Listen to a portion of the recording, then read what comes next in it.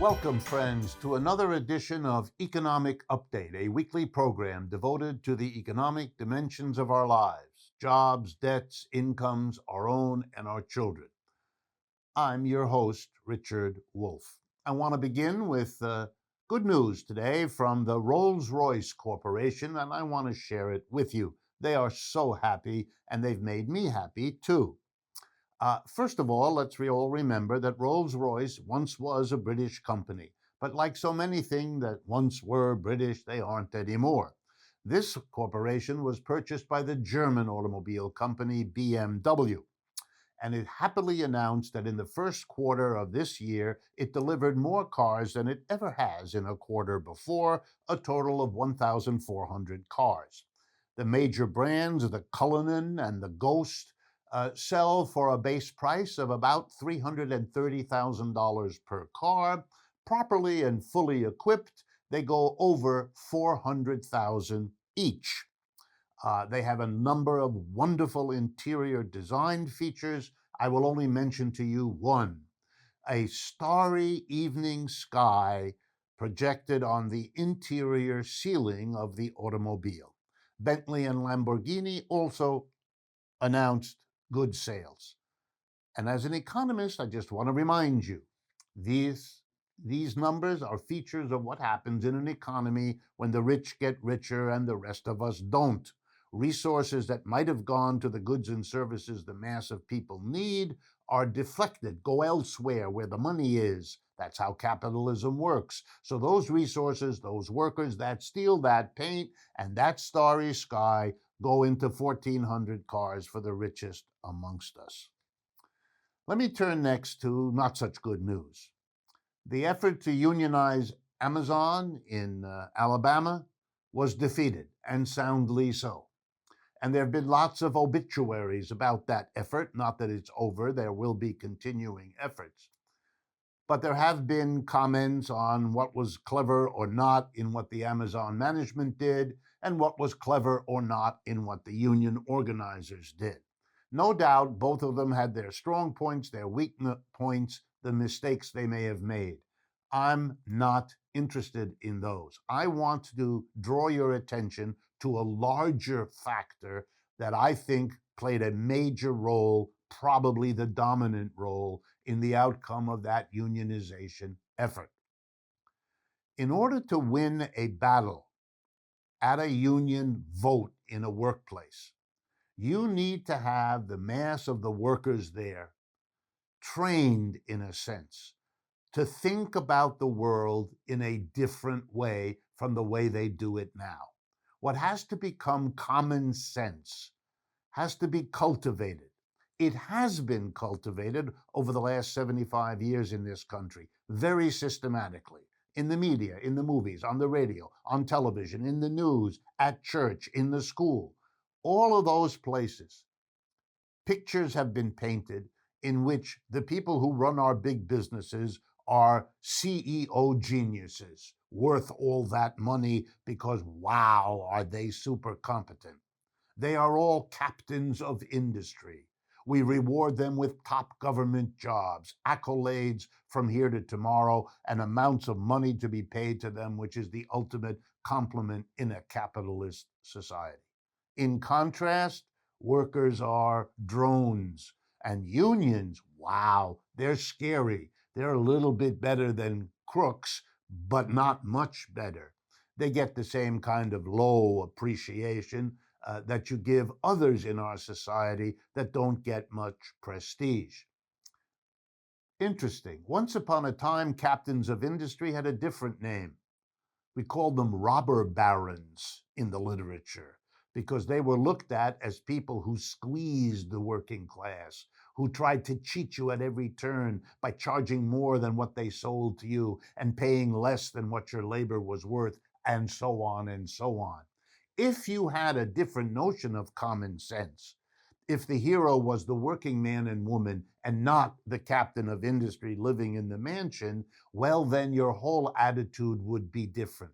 In Europe, unions are much more successful and much more powerful, not because they don't make mistakes, not because each of their efforts isn't a genius stroke of strategy. It's because the general culture in European countries is much more progressive.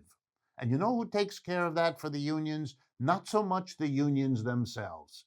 They do a good bit of it. They have more resources in Europe. American unions are stretched thin. They can't put the people or the money to work to change the public conversation. They need a partner to do that. In Europe, they have a partner. Those things are called socialist parties and communist parties and even green parties in many countries. They're out there day by day cultivating a way of looking at the world that then shows up in a positive vote for a union at a workplace. The Americans' unions once had that, but it was destroyed after World War II.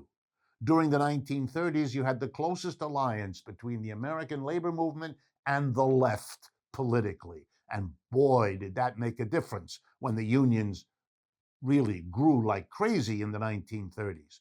And after the 1930s, after the war was over in World War II, the alliance between labor and the left was smashed. And therein begins the decline of the labor movement. Learn the lesson. You need a partner if you're in the labor movement. The left is willing and interested. It's a partnership, it's an alliance, it's what labor needs, and it's what labor lacks. And that, for me, is why those workers lost that union drive in Bessemer, Alabama. My next update has to do with a lot of noise that I'm hearing that I want to comment on and that many of you have asked me to comment on.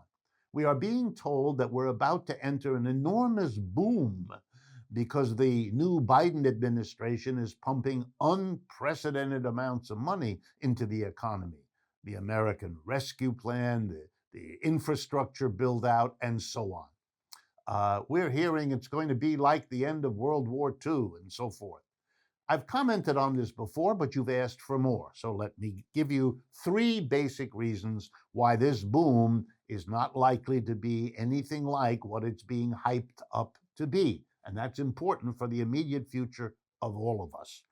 Number one, the business community is able to use its political power to reduce everything that Mr. Biden has promised. The Business Roundtable just released a survey that 98% of the CEOs it surveyed don't want the corporate profits tax to be raised, as Biden has asked, from 21% to 28%. Let's again be clear. Raising it from 21 to 28, which is all the president has asked for, is only going halfway back to what it was as late as 2017 when Trump dropped it with the Republicans from 35 to 21%. So it's only the modest halfway back to what the corporations were doing, to 28%. And the business community won't have it. They don't want it even raised at all. They want to keep it. They want Mr. Biden to be just like Mr. Trump when it comes to taxing corporations, namely not taxing them. He's going to have a lot of problems. And therefore, he's not going to be able to pay for these spending programs with taxes because the corporations won't allow it and the mass of people can't afford it. So he's going to borrow the money, which takes our already huge unprecedented deficits and makes them larger, and makes our already record-breaking national debt go up even higher, even faster. And that runs all kinds of economic risks. Second, please keep in mind that all the government spending, or the overwhelming bulk of it, for the COVID program, for the infrastructure program, is federal money going into the hands of corporations. Even when the money goes from the federal government to a state or a locality, they in turn will give it to corporations to contract for all the work to be done, whether it's to provide inoculations or it's to rebuild the bridge or to extend a road. It goes into the hands of corporations. And you know what they're going to do? Well, we do know. We know what they do with all the money they get from all their contracts. Huge amount goes to the shareholders. A huge amount goes to pay packages for people at the top. Some money goes to automation so they don't have to pay wages to high wages to workers. Money goes to consultants to how to beat a union drive. You know the story? That's the story of the United States and the inequality we have. That's not going to be changed by giving a lot of money to major corporations. It's going to reproduce the very system that got us to the neglected infrastructure in the first place. There's a bit of a spinning of wheels here. Don't be overtaken by the hype. And then there's the last reason we're not going to have a boom.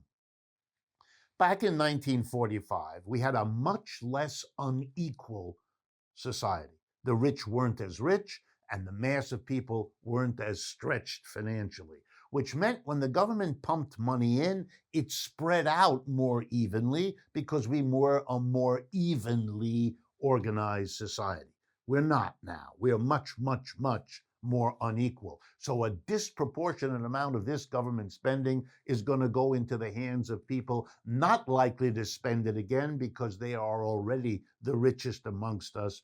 And how many Bentleys and how many ghosts are they going to buy? It's important to keep the perspective in your mind. I want to end with good news, really good news, not the kind that comes from Rolls-Royce. The state of New York, often a pioneer like California in social legislation, has issued and decided and signed its new budget, a $212 billion budget for the state of New York. And in that budget were three things so remarkable that it's a sign of what can happen when a significant group of progressives win elections. People like Alexandria Ocasio-Cortez, those are well known because those are federal level jobs. But socialists like her have also been winning elections in towns, in state Senate races, in state representative races, and so on. There's now a significant contingent of them, and others not yet there see the handwriting on the wall. And therefore, I can report to you something that's part of the new budget of the state of New York, the budget that will govern 2021 to 2022. Number one, the top tax rate on people who earn over $1 million a person or $2 million per couple was raised. In other words, every dollar over $2 million that a married couple gets will now be taxed not at 8.82%, the old rate, but at 9.65%. Yes, the increase is not very large, but it is a significant increase on the people who can afford it most. That is remarkable in the United States at this time. The corporate profits tax likewise raised from 6.5 to 7.25%. But perhaps the most dramatic thing was something called the Excluded Workers Fund Act. For 200,000 undocumented immigrants, there's going to be an unemployment fund to help them out too. Just imagine Christian charity actually being put into effect. Well, we've come to the end of today's first part of our show. Before we get to the second half, I want to remind you our new book, The Sickness is the System, When Capitalism Fails to Save Us from Pandemics or Itself, is available at democracyatwork.info/books. I also want to thank our Patreon community for their ongoing and invaluable support. If you haven't already, please go to patreon.com/economic update to learn more about how you can get involved. Please stay with us. We will be right back with today's guest, Dr. Jill Stein.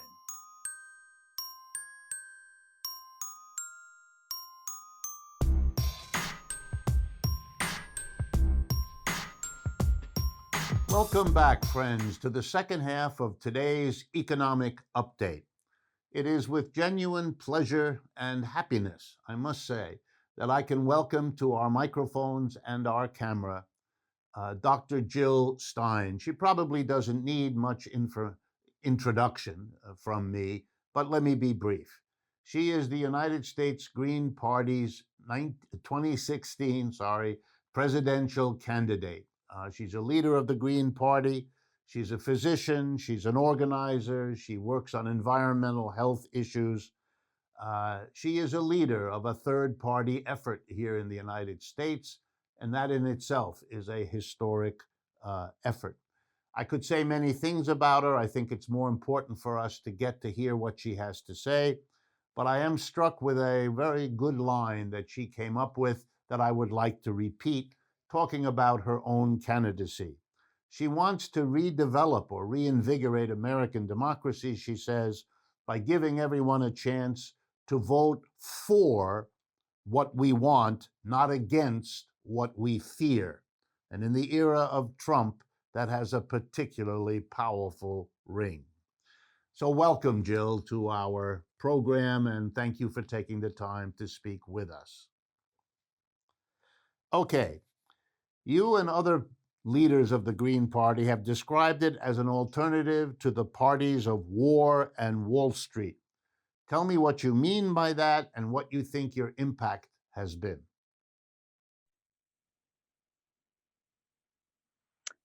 Thank you. And it's really an honor to be here talking with you, Rick, as someone who's really, I think, been blazing the trail for so many of us who are kind of following along behind. And I'm certainly one of those people who've been incredibly influenced by your life's work, which is really incredible and timely. And, so the Green Party essentially is a well-established, in fact, it's the only national alternative to the parties of war and Wall Street. And why do I say war and Wall Street? Because both parties are promoting policies which are extremely favorable to both of those interests. And we find ourselves now, in an economy which is just brutal to everyday working people, that is brought us back to the new Cold War. The old Cold War is now the new Cold War, and it's getting hotter by the day. Our political system is very much influenced by the incredible concentration of wealth, with the upper 0.1% having the wealth of the lower 90% altogether, with 1 in every 2 Americans either in or near poverty, with 70,000 people essentially dying every year from healthcare profiteering. This is not a system that's working, not to mention climate change and the way we are continuing to barrel down on essentially over a cliff. We're heading over the waterfall under the policies of both political parties. So we very much need an alternative. And I must say that alternative is very much in demand now, and we're seeing polls skyrocketing at an all-time high. The latest Gallup poll, in fact, showed that there's unprecedented demand now for an independent political party, which is separate from the two parties that have really thrown everyday people and our planet under the bus. So it's not just that we need a third party, there's an enormous demand for an independent politics with integrity. And you can also look at recent polls that show from 55 to over 70% support for the agenda that we really inserted into the public dialogue starting back in the 2012 election. And you could say, yes, we lost the battle, but in another way, we've won the war, because we have profoundly altered the political agenda. And the parties of war and Wall Street, which are also to say the parties of empire, are really doubling down to maintain their stranglehold right now, because there is such an intense momentum to open up our political system, provide more voices and more choices that actually reflects where the American people are. This is, in the words of Alice Walker, the biggest way people give up power is by not knowing we have it to start with. We have it.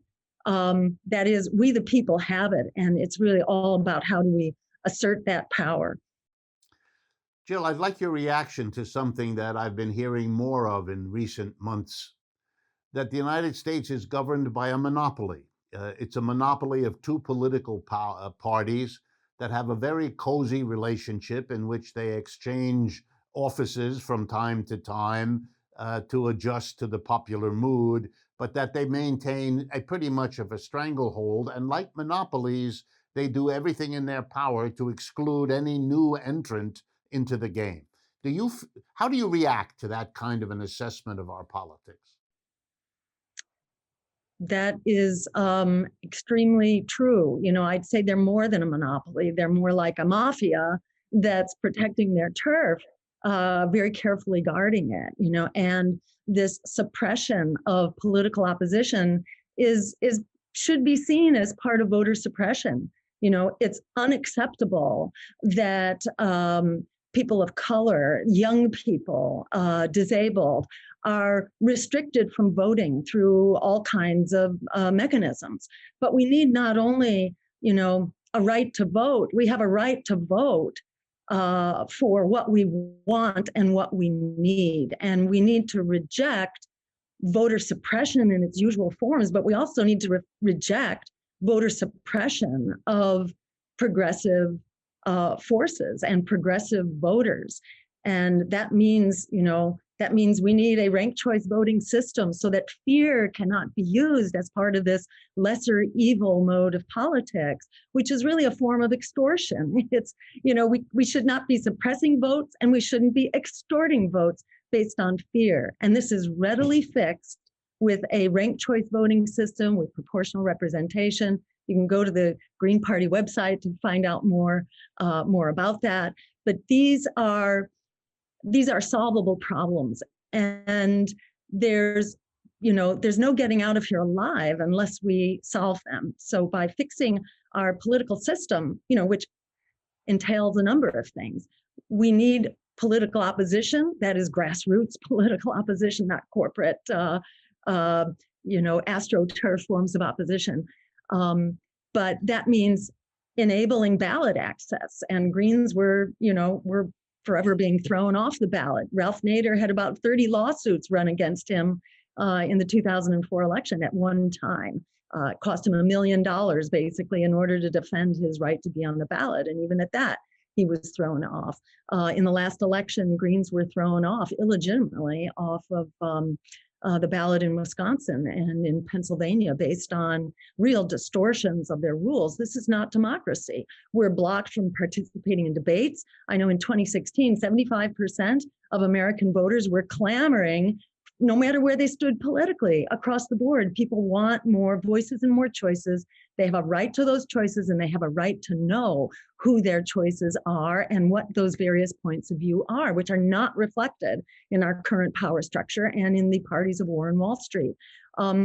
Censorship is reigning very strong right now, not only on social media, but being blacklisted from the media, and that is legacy media and not covered.